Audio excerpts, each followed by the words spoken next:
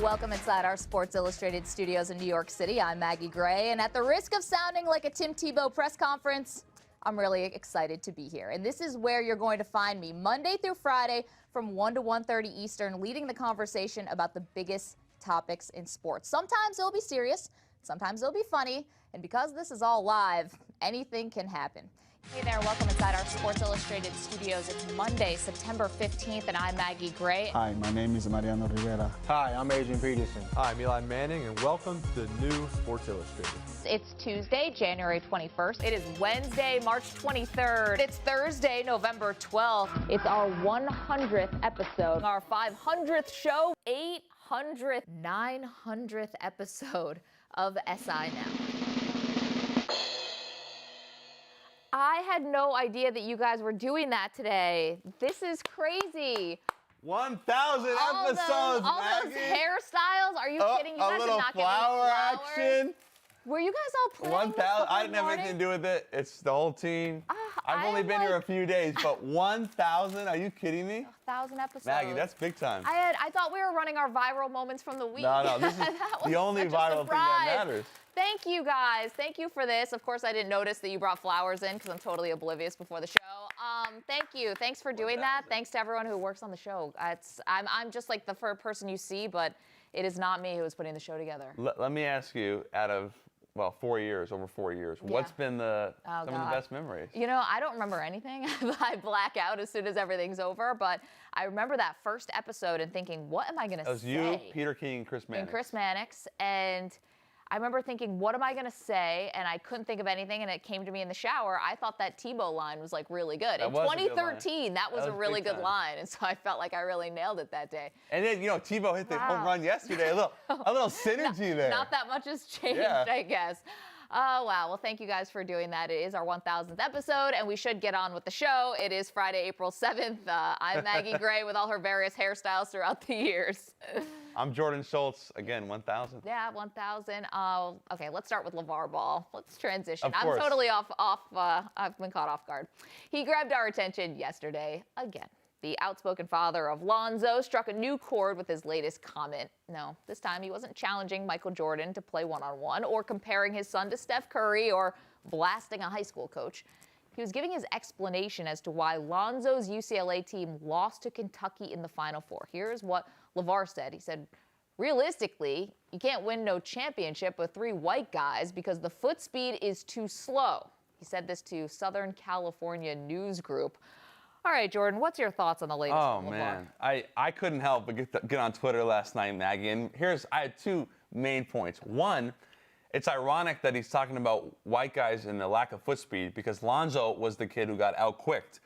De'Aaron Fox drops 39 on him, and ironically, the best athlete on that team is probably TJ Leaf, who happens to be white. So just, you know, it's one thing, Maggie, to have fun, say you're going to beat Michael Jordan, but when you start bringing the race factor in, and it was too much for me, and I think it was really disrespectful to his teammates, and it puts Lonzo in a bad spot. This is completely absurd, first of all. It's not true. Totally absurd. And here's the one thing about LaVar and why I'm so surprised that he would go down this road and bring race into it. This hurts the brand. Again, yeah. Isn't he all about big baller brand? Doesn't he want to eventually put this in a position where he's, selling his brand to Nike or to Reebok or whoever the highest bidder is going to be, Under Armour? This, I can imagine, is not going to help because you don't want your company to be associated with something that's controversial, and this is going to be controversial. So if I'm LaVar, I feel like I overstepped a bound here, and I might be trying to backtrack. Now, will this have an impact on an NBA team? We talked about his comments before. It seemed like they were all pretty minor. Now, though, could this make an NBA squad hesitant about Lonzo? I'm so happy you brought that up because we can talk about Reebok and Nike and Under Armour, but what really matters, Maggie, is the actual basketball, the draft. This is what's coming up. This is his future. I happen to know for a fact certain teams are going to be taking him off their board, which says a lot because this guy could be a legitimate top 5 pick, could be the number 1 pick. Yeah. And if you start saying teams are saying, we're done, wow, that's a big deal. Yeah, I mean, as much as I'm going to blast LaVar for saying these things, I would also caution an NBA team to pass on Lonzo if they think that he could be a game changer. Listen, if you are in the lottery, odds are your team is pretty bad, except for the Celtics, who are a playoff team. I don't know if you can take the risk on passing up on a guy who the ultimate ceiling for him is Jason Kidd. And if you feel like he can get there or you can help him get there, I think if you have a strong enough front office and if you have the right conversation with LaVar, you can say, listen, we're going to take Lonzo, but we do not want to hear one more word out of you. And I think they might have the ability to say that. Yeah, well. I know, with that shot. I'm still getting used to that shot. Of course, Lonzo, anything but a sleeper in the 2017 draft. But, Jordan, you have 5 players that you think are under the radar for 2017. Let's take a look at them. And you've ranked him for us, so appreciate that. So let's start with Jordan Bell. The last time we saw him, he was taking the blame for Oregon's loss in the Final Four. What do you think about Bell? All right, Jordan Bell, all-time leading shot blocker in Oregon history. I love this kid, Maggie. Came to Oregon with no offense, was just a kind of a rim runner. Now he's a legitimate defensive shutdown menace. He has a decent enough touch. My only question for him is he going to be a real liability offensively? But I think you look at him, and he's not as big as a Ben Wallace, but that's the type of impact, ideally, you could see him having. You know, I think for me, I would take him in the mid-20s and feel good about it. A lot of projections have him going early to mid-second, but, you know, he's just a junior. He's a great kid, and I know he was the big reason why they lost, obviously, against Carolina, but he's also the big reason why they were there. He was the big difference for them down the stretch in March, not just Tyler Dorsey. Okay, 4th on your list, Grayson Allen, the controversial shooting guard from Duke. Well, you know, if this was last year, we'd be talking about him as a lottery pick. He has really fallen because of the tripping. And, from a talent perspective, an offensive ability, this guy is through the roof. A tremendous athlete, former McDonald's All-American. Look at the scoring, though. Under 15, under 4 for assists and rebounds. Numbers went down across the board, shot under 37% from 3. If I'm a Grayson Allen, if I'm a team that wants a big-time scorer, big-time athlete, I'm looking at Grayson Allen, even though he's got some off-the-court or on-the-court issues. Yeah. I think he's been undervalued at this point. What about Rab from Cal? If he had come out a year ago with teammate Jaylen Brown, he could have been a lottery pick. What about now? You know, I think he's slipped a little bit because the offensive progression hasn't been great. But, 14 and 10, there's not many guys that average double-double. He's really athletic, 6'10 and a half, long, about a 7'2 wingspan. I'm a big fan of Ivan Rab. And again, Maggie, at this point, when you get into the 20s or the late teens, you're looking for value, guys that can come in and have a certain skill. He has a definitive NBA skill, rebounding and then shot blocking as well. For me, Ivan Rab is a guy really worth looking at in the late teens. Okay, your number 2 sleeper, the fantastic freshman from UCLA, TJ Leaf. Mr. Leaf, this is my guy, Maggie. I've been on this kid all year. We talked about it before the show. He was originally going to go to Arizona with Sean Miller. Gets cut on Team USA. I think he decommitted, ends up at UCLA. And, for all the talk about Lonzo Ball, Leaf might have been the most consistent performer. 17 and 8, over 46% from 3. It didn't take a lot, but the ability to step outside. He's that new age NBA 4 who can guard 3 spots. Great athlete, great kid. Big fan. Not a lot not to like about TJ Leaf. Yeah, Sean Miller's got to know if you're the head coach of the U.S. Olympic team under 19, bring him in. You don't cut your commits. Okay, and the number 1 player on your list is Zach Collins. Why does he get the top spot? Okay. I love this kid. I'm oozing for this kid. 6'11", first McDonald's All-American commit ever to go to Gonzaga. Bishop Gorman High School, big-time power program. He's so talented, left-hand ability, great footwork, really good touch, big-time shot blocker. If it wasn't for him fouling out in the North Carolina game, they probably win that game. I thought 2 or 3 were bad calls. He only played 17 minutes a game, but the ability to pass, although you don't see it in the stats, you can eventually, I believe, and as an NBA team, run your offense through this kid. He's a baby, just a teenager. If he does go out, I think you're talking about a top 10 legitimate guy, and I think out of all these players, an absolute definitive NBA All-Star down the road. Wow. If I'm a squad, I love Zach Collins. I think he has an unbelievable ability. All right, we'll see if Mark Few can hang on to him for another year or if he indeed will enter the draft. Jordan, I like those top 5 sleepers, and it was definitely a draft sleeper. It was Mets ace Noah Syndergaard. He was the 38th pick in the 2010 draft. Then he was traded from Toronto to the New York Mets. But considering Syndergaard's very humble beginnings, as evidenced by his now famous yearbook photo, it's easy to see why he stayed so grounded. He stopped by our studio earlier this week.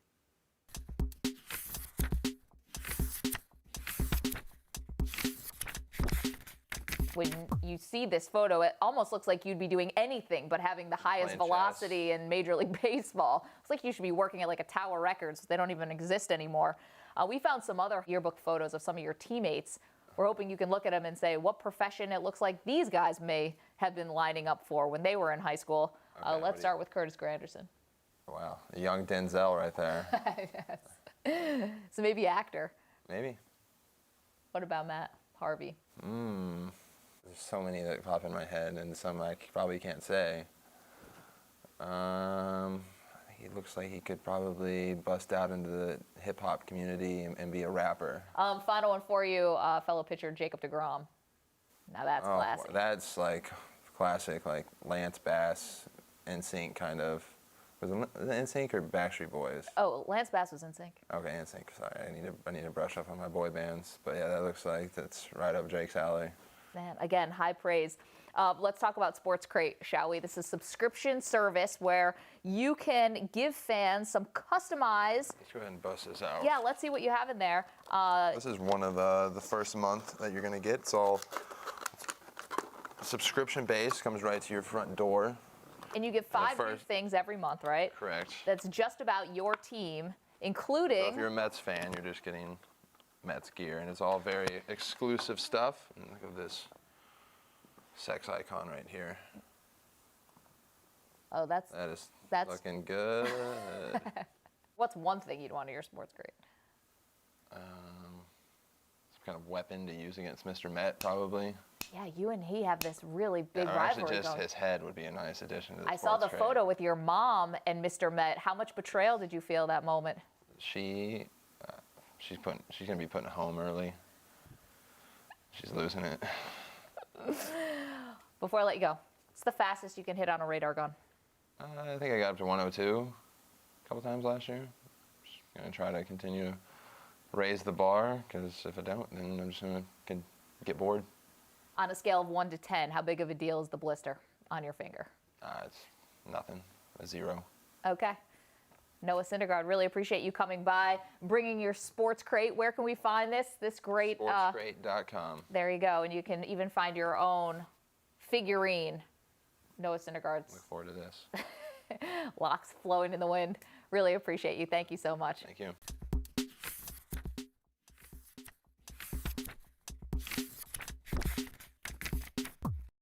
Let's welcome in SI senior writer Grant Wahl to the studio.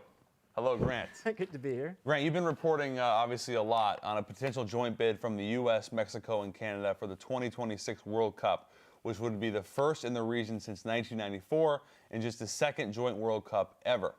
What are some of the biggest obstacles standing in the way of this actually happening? Well, I think it's a little bit politics. You know, right now with the Trump administration coming in and closing off borders in the U.S. to some nations right now, I think there's some concern in FIFA about that.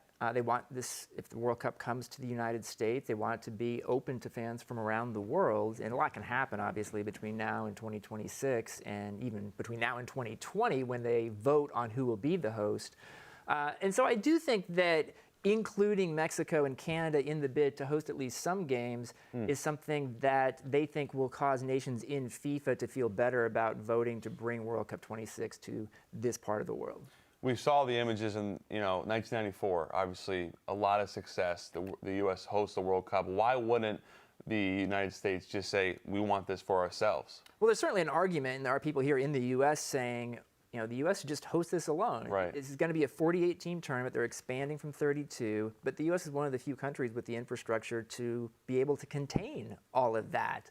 I think this is to show some unity in North America and to make sure that the World Cup does come here, because there really aren't that many competitors right now around the world. Europe and in South America really can't bid for this tournament, so that is according to FIFA rules. And so I think there's a situation here where North America is by far the favorite to win the rights to host 26. It's very interesting that you would need Canada and Mexico to sweeten the pot, even though the United States has already successfully hosted a World Cup. The president of CONCACAF had some really interesting remarks, and this is really going back to what you said about the politics of it all. He said it is a very exciting proposition if it comes to fruition. We have had nothing but positive remarks about it, and it is a very strong sign of what football can do to bring countries together.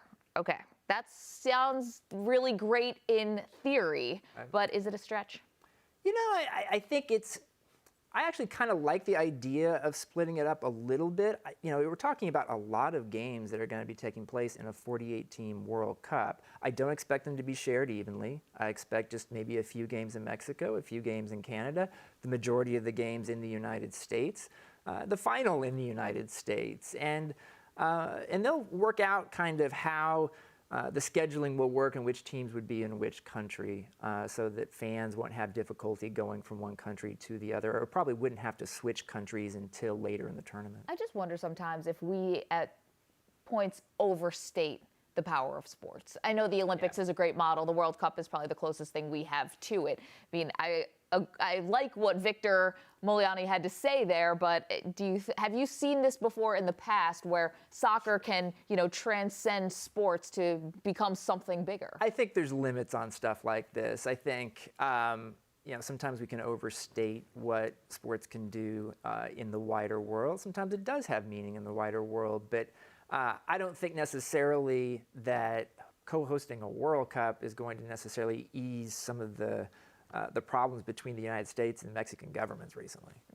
Let's switch gears. Great week for the U.S. women's national team. Not only do they beat Russia 4-0, they get something they've been working for now for over a year, and that's a collective bargaining agreement. Grant, how did the women fare in this fight for equal pay and better working conditions? Well, I've talked to both sides this week, and there's a big sense of relief that this is done. And it's something where both sides feel like this was a win-win. Now, did the U.S. women get equal pay, which is what they had been talking about for a long time? No, they didn't. But they had also switched course and had acknowledged that the structure of what they wanted was not the same as the structure of what the men's team gets. And so it was a difficult argument to have when the U.S. women's team wanted security. They want salaries. And so there's going to be 22 players this year who are on salary. And that's not just for playing for the national team. That's for playing in the NWSL, their club team. Whereas the structure for the men's deal with U.S. Soccer is it's pay to play, and it's only about their games with the national team. Their clubs pay their salary.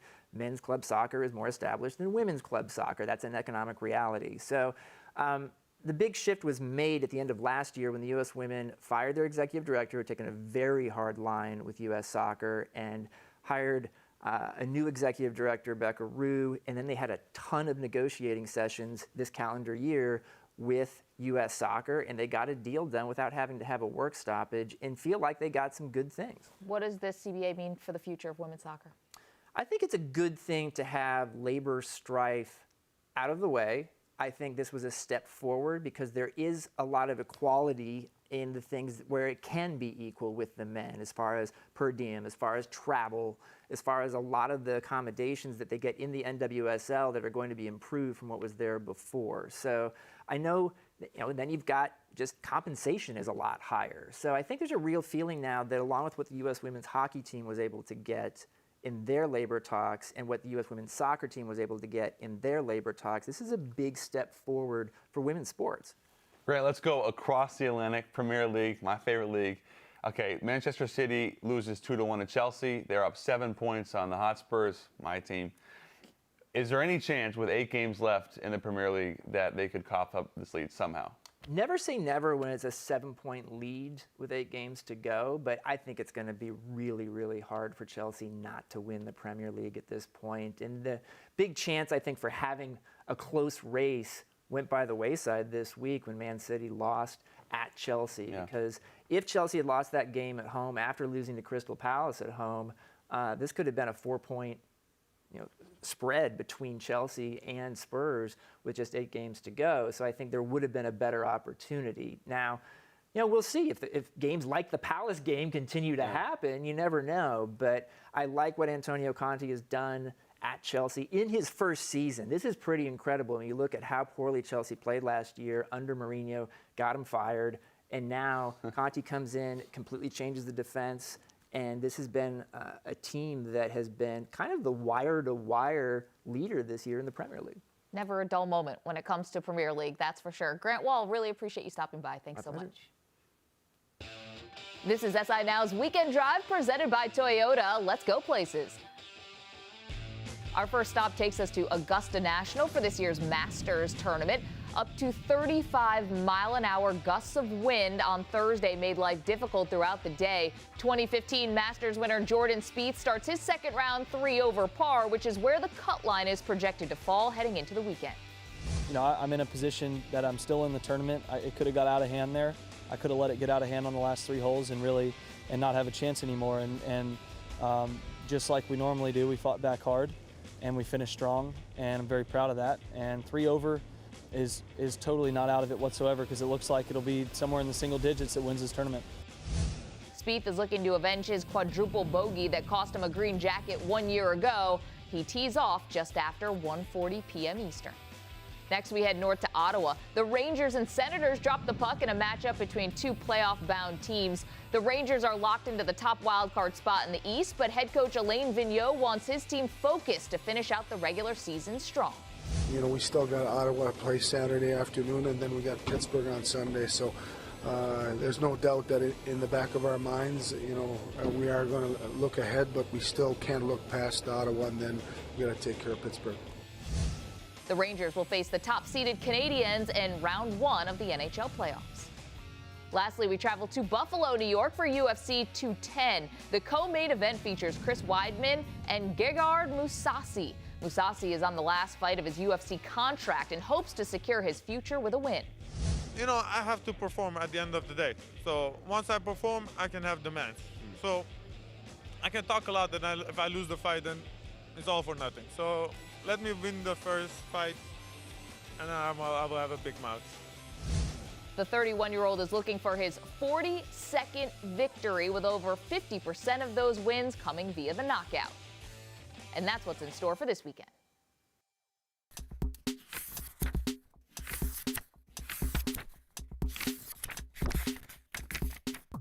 UFC 210 takes place this Saturday in Buffalo, New York. It's live on pay-per-view, and Daniel Cormier and Anthony "Rumble" Johnson join me now. Gentlemen, 2 years ago, we saw you both square off in the octagon for the vacant UFC light heavyweight championship. Daniel, you were able to submit Johnson in the 3rd round. This time, odds makers have you as a slight underdog. Why do you believe you're being underestimated, even though you're the champ? I was the underdog in the first fight. It's people like the knockout. When you watch our fights, Anthony is a guy that has the ability to end the fight quick, whereas mine are more long. They're taxing.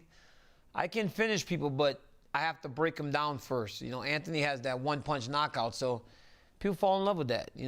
Mike Tyson was the favorite over Evander Holyfield, and we all saw what happened. Yeah, that's interesting about how the different styles make fights, because Rumble, your stamina was put to the test the first time you guys matched up. How have you changed your training this time around, if at all? I didn't change anything. I just trained harder. That was it. First time I was expecting a different type of fight, but I got something else, and that's just how the game goes sometimes. You know what I mean? You should be ready for everything, and last time I wasn't. So as soon as Daniel beat me, I was thinking of how to get better, because I know I'm right there knocking at the door, to be a champion. But I got to get over, the hump, which is Daniel Cormier, to be a champion. And it's going to be a hard task, but, I'm ready for it. Daniel recently said that you tried to quit twice in your first matchup. That's essentially questioning your heart. How does that feel to hear? It doesn't bother me at all. He's entitled to his own opinion. I know who I am, so my team knows who I am. My coaches know who I am, so that's fine with me. That he can say whatever he wants to say. Daniel, does Anthony not have the heart to fight and beat you? I just don't know if he's willing to go through that type of fight that I employ. Not only am I making you work hard, I do things a little bit different than most guys in the octagon. When I spar, and I'm talking about when I spar hard, I don't spar one guy. I spar 3, 4 guys. I need fresh guys to try to really push me to make sure that I'm in shape come fight night to fight the way that I want to fight. I want to move away from the X's and O's of the fight for a moment. Daniel, this fight's taking place obviously in Buffalo, upstate New York. That's where former light heavyweight Jon Jones is from. He still has a lot of fans up there, despite the fact that he's serving a suspension for a failed drug test. Now, you've said it's sad that Jones will be in attendance for the fight. You've come on our show on Sports Illustrated and called him a bad guy. Is the sport better off without him?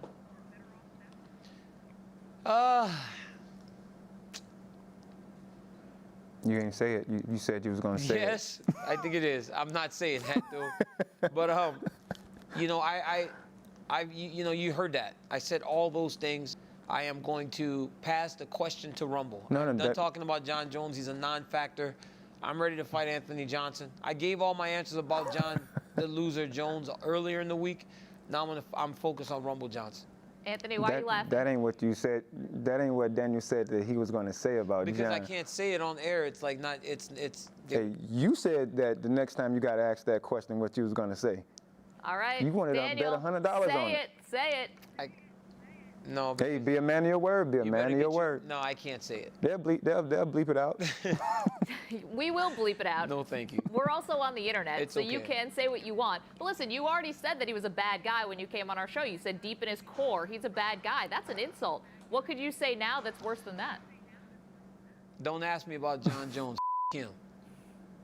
That's what it was. Okay, There you go. That's what's up. Man of his word.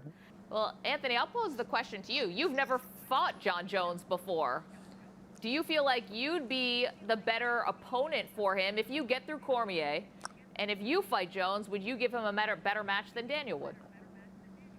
I feel like I'm a terrible matchup for anybody. So if I get my hands on Jon, of course, I feel like I'll beat him. I feel like I'll knock him out any way possible. You know what I mean? But either way, regardless if Jon fights DC or myself, he's going to have a hard time regardless, because both of us are hungry. We're fighters. We're soldiers. So, you know, we're not going anywhere.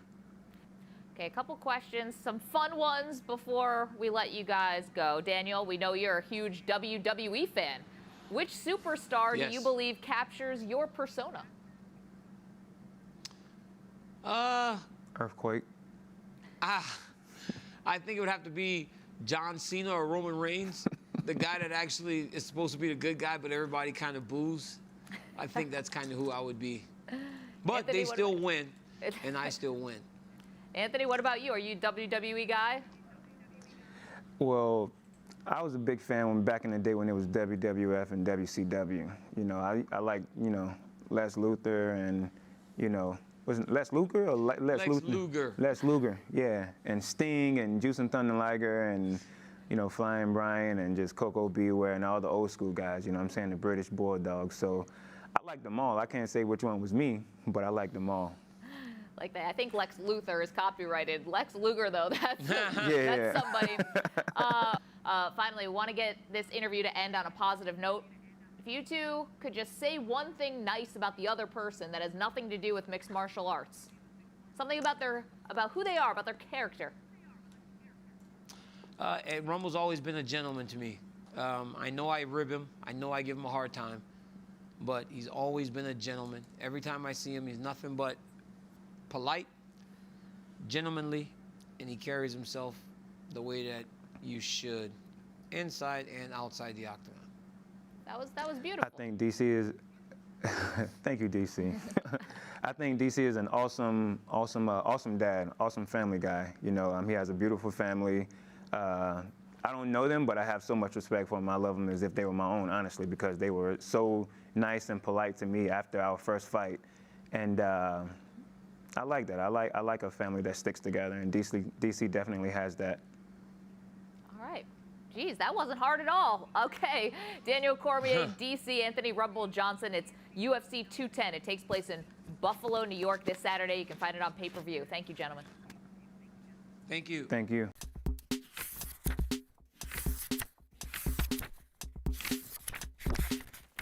those guys were full of compliments for each other. All right, Thursday night, the reigning World Series champs beat the Cardinals 6-4. One celebrity who was cheering on the Cubs was Jake Johnson, better known as Nick Miller from Fox's hit show New Girl. He stopped by our studios on Monday to talk about the Cubs and which athletes he'd like to grab a beer with. He talked with our own Madeline Burke.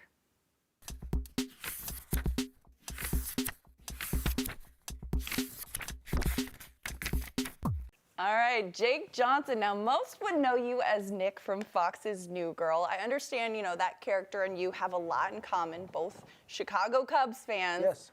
I heard you were a bit disappointed, though, that Nick didn't get to celebrate the championship.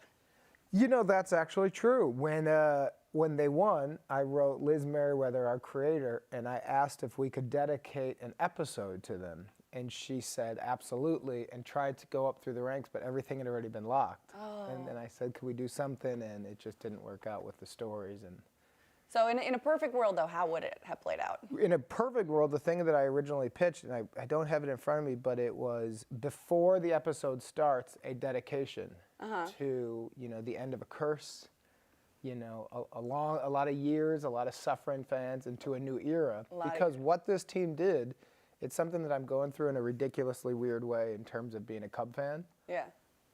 All of that is over.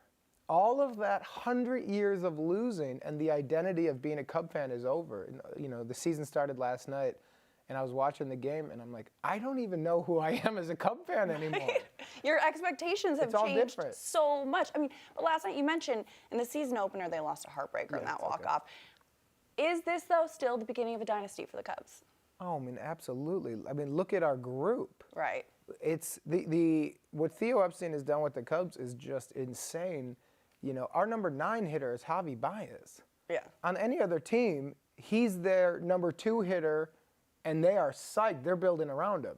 Yeah. So the fact that you look at it, Wilson Contreras is a forgotten member of our team. He's just like the catcher. He's a 24-year-old stud. Yeah. So it's just a team that is deep and good, and it's going to be good for a lot of years. So safe to say Jake is on the Cubs, full all in on the Cubs. Absolutely, yeah. All right, now you've got a couple of other projects as well. Your film Win It All, which is a comedy about a small-time Chicago gambler, comes to Netflix April 7th. Now tell me a little bit more about that one. That's a story that I wrote with Joe Swanberg. We did Drinking Buddies together, and I star in it with Keegan-Michael Key and Joe Latruglio, and it's a gambling movie, in the world of those kind of 1970s gambling movies that we love, the California Splits, if you will, The Gambler, and when it starts off as you got a poker player who he works at Wrigley, he parks cars, and he falls in love kind of at the wrong time of his life. Okay. And so it's a fun love story. We think there's a lot of laughs in it. We hope. We laughed a lot. If you don't laugh, then you don't think we're That's a good sign. That's a good sign. But we like it. And it's a movie that I really love, and the reviews have been awesome. And we wrote it with Netflix in mind because we view it as a movie that you can watch at home. There are certain movies I think these days that should be in the theater. The movie Get Out, Jordan Peele's, for example. Right. That rush to the theater to see that one. That's like a big screen must-see. Yeah. Win It All, you can watch that at home because we've made an hour and a half of a movie that we think you're going to enjoy, and I'd love it to be a great escape where people can watch, enjoy it, get locked into the story, and have some laughs. Now, is there some familiarity in this story too? Because I heard a story about when you were younger, your uncle giving you a dip into that gambling world when you were in high school, was it? Yeah. My uncle Eddie hustled me into doing a football pool and conning a bunch of suburban cheese balls, but. Yeah, he told me we were going to do a football pool together, and I viewed it as male bonding. Yeah. My father wasn't around, so whoa, we'll do a football pool. Yeah, Dad, thanks, Dad. But he was a shady, lovely character, and come Sunday, I watch all the games, and those pre-internet where you had to watch television to get scores. Right. And I go to him and I go, these are all the scores, Eddie. So who won? And he said to me, who's your best friend? And I told him, and he said, do you trust that person? And I said, yes. And he goes, if the going gets bad, do you trust that person? Will they break? And as a 15-year-old kid in the suburbs, I didn't know what that meant. Right. But I assumed that this character would break. And he goes, who wouldn't break? And there was a kid I grew up with named AJ who wouldn't break. Okay. So he said, call AJ. tell him he won the effing pool. And just shut his effing mouth and give him half the money and you keep the rest. And he goes, I taught you how to make some money. There you go. That's a life hack right there. Uncle Eddie, teaching him young. Teaching me how to be a 15-year-old hustler. And who knew it would later evolve into the movie Win It All coming April 7th on Netflix. Now, also, you mentioned drinking buddies, which Yes. you guys did together. I got to ask you, if you had to pick any 3 sports figures, past or present, to be your drinking buddies, who would it be? Well, that's a really interesting question. Any sports figures from the past? Well, I'd like to sit down with Walter Payton, if I could. Loved watching him play football.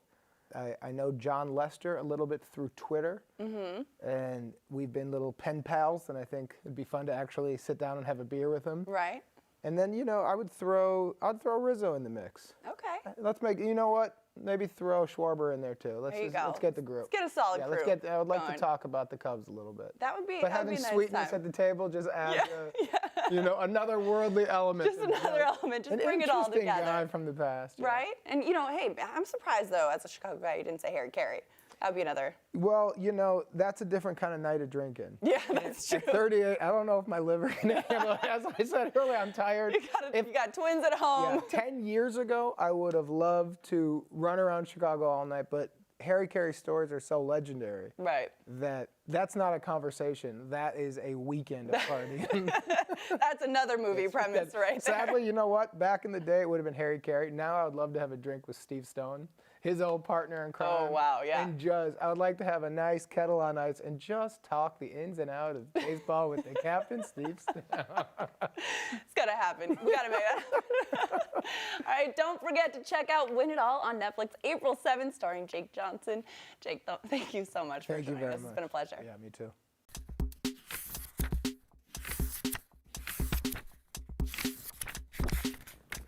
That was a really fun interview. A real big variety to end out the week on our 1000th episode. Thank you, Jordan Schultz, for being here for this milestone. Really appreciate you helping out all week. It's been phenomenal. And thank you so much for watching. Of course, we'll be back on Monday with episode 1001. But until then, follow us at SI Now Live on Twitter and keep up with all the latest sports news on SI.com. Before we let you go today, here's a look at all the best viral sports moments of the week. Enjoy it. See you Monday.